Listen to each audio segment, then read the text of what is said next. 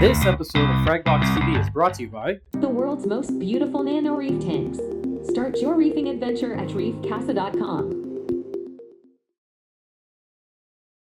What is going on, my reefing fam? March here. This is Fragbox TV. This is our Red Sea Reefer 250, and today we're going to swap the Neptune light that we've been running on it for, damn, how long has it been? Year and a bit when it first came out. What are we going to put on? Something new. Check these out. AI blades. We're going to give these things a shot. We're going to put the new Aqua Illumination Blade. This is not sponsored. I paid for these. They're not that cheap. You know what is sponsored? Show me that pump. Thank you, Tuns. This is cool. We're getting bigger, and now people are sending us, free shit. So we're going to do a review, and you know what? We're not always nice. We're going to do a review. We're going to give you our honest opinion. Today's video is not about this pump that I'm shaking in front of the camera. It's about these. Actually, we're going to do a Tia takeover. I'm going to give her the camera.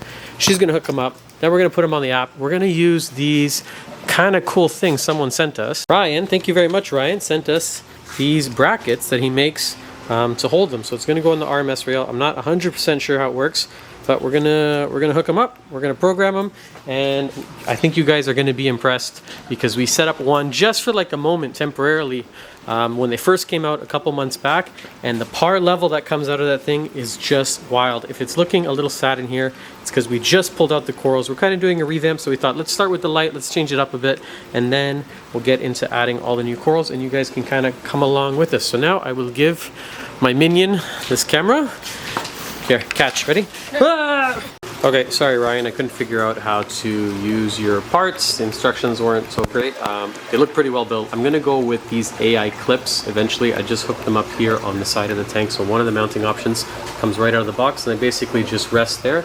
But then I'm gonna use these clips and the HMS rail. I'm just waiting for a few more of these to come in, and it's gonna look kind of like this. And this goes here, and then the blade goes across the tank. So it's gonna be a little bit elevated off. I like the idea that more, just in case there's splashing or fish or you're working on it, you kind of want it off the tank. Now you can connect them with Mobius, but I'm going to do it with the AI app because it's my favorite, and I want to show you just how easy it is to do this here. I'm going to press setup, and then I'm going to press here Nero or AI light. I'm going to name this one, let's call it Reefer because it's a Red Sea Reefer. Next. Oh, look at that, they're already there because they're plugged into the wall. I'm going to hit next again, and check this out. Firmware update, what's that? 5 seconds, 6 seconds, configuring. For me, it really is the easiest. That's it. They're connected to the app, and I can start programming them. No headaches, no trouble trying to find them. For me, it's one of the biggest selling features of this entire, entire line of products from AI. I find that they just connect seamlessly. Whenever I go into the app to try and find something or reprogram it, I'm never screaming or yelling, or I'm never upset. It just connects. It just works. Okay, let's program them. So I like to go into here. This is your dashboard. You go easy setup. I'm going to choose sunrise. So store opens at 11. We're going to have them come on 10. Let's do 10:30 so the corals have a chance to wake up before everyone gets here. And then we'll hit done. And then what time are we going to bed? Store closes at 7, so I'll say 8 o'clock. 1 hour, ramp up, ramp down, turn up the UV. Let's see what it looks like. Let's crank it and grab the par meter. Oh, it's at 100. It looks really bright. I think that's going to be too bright for them, but let me check with the par meter and see what actually what we're reading. Okay, that looks really sleek without the lid, but it's just, for me, it's a little bit too close for comfort. They're like an inch, not even inch and a half maybe off the water surface. Again, some of the fish in here, a lot of fish are prone to jumping, especially, well, he's hiding now, but these ones, these skinny dotty backs, gobies, the lawnmower blenny, this hawkfish, that's would be very irresponsible to have a tank with those fish in it and not a lid, because it's just going to be a matter of time and pretty quick before they end up right there on the floor. Now we have our trusty par meter here. What this does, it's actually going to measure the light output. You can see the number there is changing. With this little ball on the end, it gives us a reading. So instead of guessing how strong to set the light based on, coral health, this is going to give us a readout in a second. And usually what I'm aiming for is 100 par here on the sand bed. I find the rest of the tank will sort of just work itself out. 100, 150 for LPS softies, that's more than enough. When you get into the hard corals like the acros, then you're shooting for 250, 3, 4, even upwards of that is no problem. So in this tank, we keep these a lot stronger than we do, let's say, over here, where it's primarily LPS corals, they really don't need a ton of light. I think most lights out there today are probably set a little too strong, and they're a lot stronger than what we need. I think we're always trying to replicate the sun because that's where they're being found, but these are really shallow. We're not typically finding corals 10 inches from the top of the water. So let me get Ray to give me a hand. And this, if you're ever looking for one, you're local, you're here in Toronto, we do rent this out.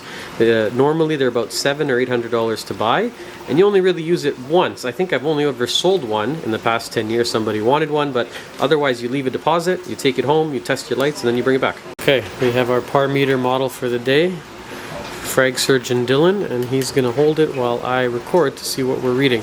So I turned them down to about 70%. I'll grab the iPad again and I'll show you. So let's see, let's start right on the sand bed. Let's get a reading right on the sand bed. So I think this tank is 22 inches. Oh, actually, it's pretty good, 100.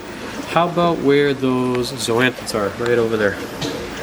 So we just stick our trusty light meter. Pretty good. 160. How about center, right where the Duncan is? Check this out, 250. So you could be keeping 250. It's bouncing around because we have the water surface is moving. What do you think, Dylan? Can we keep Aqua there? No. Yeah, easily. So. Easily, yeah. So when these lights first came out, I don't know why I had it in my head that these are like a supplement lighting. That is definitely not the case. These are full-blown, standalone lights. They don't need anything else. What do you think about the color of the tank? I really like the shimmer. Yeah, it's nice. It looks very T5-like to me. I don't know why, it looks like an old school light, if that makes sense. Yeah, and I like how close they are, but this is just a bad idea, no? Yeah. Yeah, we're gonna hang them. Yeah, but everything's looking pretty good. Let me show you what I have the setting on, just in case you want to run them on your Reefer 250. What are we right here? Just out of curiosity. Not that we would ever have corals that close to the surface of the water. Go right on the surface. Lots of power. More than enough to fry anything. And I believe I've turned them down yesterday. Let me check. Okay, one more good test. So it's been a day. Let's see if they connect. This is a problem I have with some of the other brands of lights out there. Dashboard, lighting. Oh, look at that. No issues as soon as you open the app. I can't say enough good things about AI just for the app. So this looks like the settings we have right now. 60% across the board. Oh no, 60 on the UV, 60 on the violet, 46 on the blue, 50 and almost 70 on the white. I do like this tank just a little bit more white than we normally run tanks. Actually, I might even do a little, like a touch more white than you see here. Actually, what do you think? How's it looking on the camera? Please disregard, again, what's going on here with the sand bed. Hopefully, well, you can see there, our conches have started to slowly do their job, and we added 3 massive sand-sifting cucumbers. I don't see them right now, but I kind of see the remnants of one. I see their poop right there. You see those parts? So they just kind of work their way through the sand, clean it, and then they get bigger, but they're cleaning, they're excreting nice, clean sand. So I expect this in about a week to be all cleaned up. I don't want to touch it. I want to let them do their job. Corals, we still haven't decided what we're going to do. We're going to wrap up the video because it was just supposed to be a review on the blade. But with these lights now, we can do whatever we want. I am going to change the mount, like I said, to the HMS mount because I think it's just going to look a little bit sleeker. Get them off the water. They're a little bit too close. They're kind of sitting on our Red Sea cover, so it looks a little bit wonky. I want to get the cover back on, get them hanging properly, and then we can start getting into the corals and mixing it up. So I think we're going to keep this alone on this side just because they've grown in so nicely. I'm really happy with the way they're looking. The cabbage is really the star of the show. You know, it's a soft coral, but it's incredible. And we're going to leave the gourd because he looks good. And I kind of like this very natural feeling, natural sort of looking softy corner. We have some Rhodactis mushrooms and some Recordias. Dan, he's right in front of me. Oh my god, hiding in plain sight. That's him. I thought that was a rock. That is the cucumber, and there is his poop. But I really like the way these blue pineapple tree have just dropped little babies. Like, look at that. There's one there, and another one over there. So it just looks really natural. I don't want to disturb that section of the tank at all. I want it to just do its thing. And then I'm gonna, I don't know, we have a bunch of new corals that just came in, and maybe we can kind of pick some stuff together. Maybe we can do a, oh man, sorry, I'm just moving this because he's stinging that play coral. Maybe we can do like a live stream, and you guys can help us pick out some stuff from the tank. Tia's working on her Reef Casa Studio 12 here, doing a little bit escaping. If you want to get into the hobby and you don't yet have one of these and maybe you're thinking about getting one, check these guys out. reefcasa.com. They come in, I think there's 12 different sizes now to suit wherever you want to stick it. But that's it. We're going to wrap up today's video. I'm going to say thank you for watching. I hope you enjoyed our review. I'm going to give them a thumbs up, and we will do a follow-up. I know I'm a little bit guilty for not doing follow-up videos, but I promise I will do one on this.